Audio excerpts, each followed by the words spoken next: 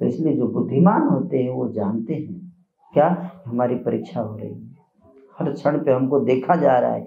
कोई ये ना सोचे कि हमको कोई नहीं देख रहा है।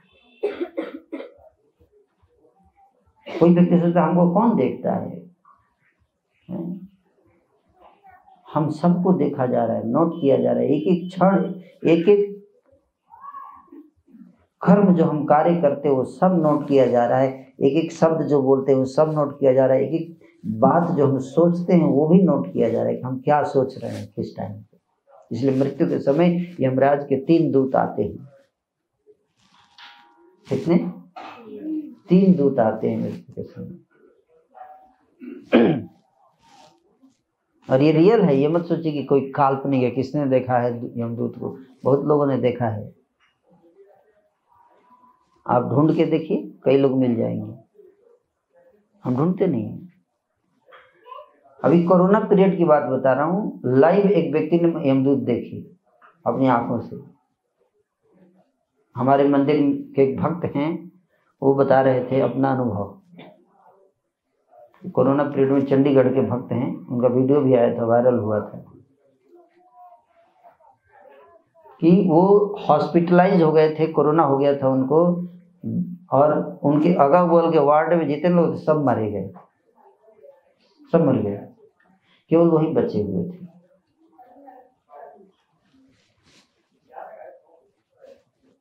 और उनकी इतनी तबीयत खराब हो गई, इतनी खराब हो गई कि लगा कि अभी वो भी मरने वाले थे। तो उन्होंने क्या किया, माला पकड़ लिया, हाथ में माला लेकर हरे कृष्ण जप करने लगे। हरे कृष्ण कृष्ण कृष्ण हरे हरे, हरे राम राम राम हरे, जप कर रहे थे। अचानक उन्होंने 2 यमदूत देखे वार्ड में। 2 यमदूत प्रकट हो गए, काले काले, और दोनों बात कर रहे हैं आपस में कि इसको लेके चलें। तो इन्होंने सुना तो ये और ध्यान से जप करने लगे। तो यमदूत आकर इनको स्पर्श करने लगे, इसको पकड़ के ले जाने के लिए। जैसे ही इनको स्पर्श किए तो जैसे बिजली का झटका लगता है वैसे उनको झटका लगा यमदूतों को। तो घबरा गए वो लोग, आपस में बात करने लगे, अरे ये तो हरे कृष्णा कर रहा है ना, इसको अभी नहीं ले जा सकते हम लोग। और वो दोनों चले गए और इनकी जान बच गई। भगवान का नाम लेने से यमदूत भी डर गए। और वो अपना खुद का रियलाइजेशन पर्सनली शेयर कर रहे थे, बता रहे थे, रिकॉर्डिंग करा के उन्होंने सबको बताया कि सब लोग देख लो कि ऐसा मत सोचो कि ये सब झूठ घटना है। एक दूसरी घटना उत्तर प्रदेश में ही हुई। उत्तर प्रदेश की घटना बता रहा हूँ आपको। एक व्यक्ति था, वो सुबह सुबह बैठकर मुंह धो रहा था दातुन से, दीवार पर अचानक उसकी मृत्यु हो जाती। और फिर लोग रोने लगते हैं, उसको बांध के, है ना, उसके शव को बांध कर स्मशान में ले जाने की जब तैयारी शुरू करते तभी अचानक वो उठ जाता है।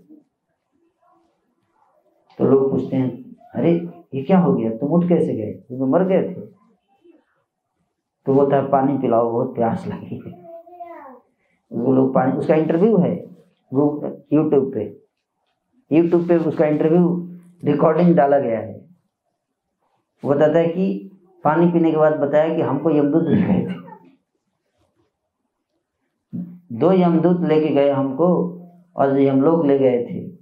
वहां पे गए तो वहां पे बहुत सारे लोग बैठे थे, सबके सामने एक रजिस्टर रखा हुआ था, और एक में उनका मुखिया था, हेड था, उसके सामने भी रजिस्टर रखा हुआ था। उसके सामने ले गए मुझे यमदूत, और उसने देखा, डायरेक्ट अपना रजिस्टर देखा तो बोला ये तो गलत आदमी को उठा के ला गए तुम लोग। उसी गांव में इसी नाम का दूसरा व्यक्ति थे, उसको लाना था,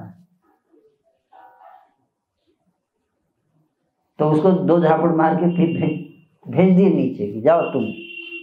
और उसी समय दूसरा व्यक्ति उसी के नाम का था, उसकी मृत्यु हो गई उसी गांव में। तो ये जो है इसका प्राण वापस आ गया और दूसरे की मृत्यु हो गई। एक तीसरी घटना मैं आपको सुनाता हूँ यमदूत का। वो जयपुर राजस्थान की घटना है, एक मुसलमान के साथ हुई। मुसलमान ने यमदूत देखा। हमारे एक भक्त बता रहे थे कि वो गए थे जयपुर में लेक्चर देने, तो वहां बैठा हुआ था वो। उससे जब बात हुई भक्त की तो बताया कि मैं मुसलमान था। बोले तो फिर आप कंठी माला कैसे पहने गले में, तुलसी की माला? तो बताया कि मैं ये सब हिंदू धर्म में विश्वास नहीं करता था, मैं सोचता था ये सब काफिर है, सब पौधा की पूजा करता है, गाय की पूजा करता है ये लोग। लेकिन मेरे साथ एक ऐसी घटना घटी, उसके बाद से मेरा विश्वास आ गया हिंदू धर्म में।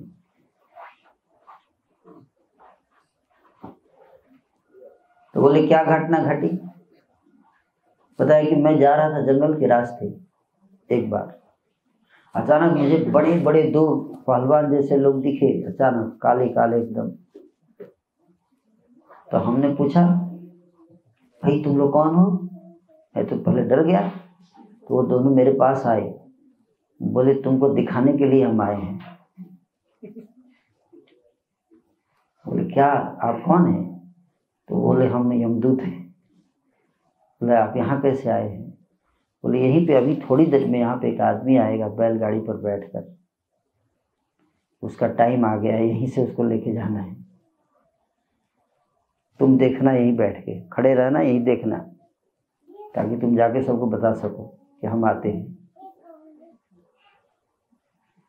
उस व्यक्ति ने देखा बैलगाड़ी आया, उस पे बैल थे, दो बैल थे। ये यमदूत दोनों बैल के अंदर घुस गए, जैसे भूत घुस जाता है ना शरीर में वैसे, और बैल भड़क गए दोनों, और वो बैलगाड़ी पलट गई। और बैलगाड़ी पलट गई और वो व्यक्ति गिर पड़ा। फिर देखा कि वो दोनों उस बैल से निकल रहे हैं। फिर यमदूत और निकल के आए, देखे जमीन के नीचे गिरा हुआ था, वो करा रहा था, उसको जाके पकड़ के खींच के ले जा रहे थे। अचानक उनको झटका लगा, यमदूतों को, आपस में बात, भागने लगे दोनों। तो इसने पूछा उनसे कि आप लोग भाग क्यों रहे हैं, क्या हो गया? बोला इसको ले जाना था लेकिन गड़बड़ हो गया। क्या हो गया? बैलगाड़ी से गिरते ही वहां पर एक तुलसी का पौधा था, जंगल में उगा हुआ था तुलसी का पौधा। उस व्यक्ति का हाथ तुलसी के पौधे से टच हो गया, और इसलिए तुलसी के पौधे से स्पर्श हो गया उसका हाथ। अब यमदूत उसको छू नहीं सकते। इसलिए तुलसी जी की महिमा के कारण अब हम इसको नहीं ले जा सकते, इसलिए हम जा रहे हैं। उस दिन से वो मुसलमान तुलसी की माला पहनने लगा। और ऐसे ही तो नहीं, कैसे ऐसे दृष्टांत आपको मैं बता सकता हूँ जहाँ पे यमदूतों को लोगों ने देखा है। एक दो घटनाएं नहीं, सैकड़ों घटनाएं हैं, लेकिन मेन स्ट्रीम मीडिया में आती नहीं है, क्योंकि आज की मीडिया धर्म से संबंधित चीज़ों को दिखाती नहीं है। पुनर्जन्म की तो हजारों घटनाएं हैं जो आती रहती है, जिसमें व्यक्ति दोबारा जन्म लेता है। ऐसे सैकड़ों घटनाएं हैं जो भारतवर्ष नहीं पूरे विश्व में लोग इसको देखते हैं, इसको मानते, इस पर रिसर्च हुआ है। एक वैज्ञानिक हैं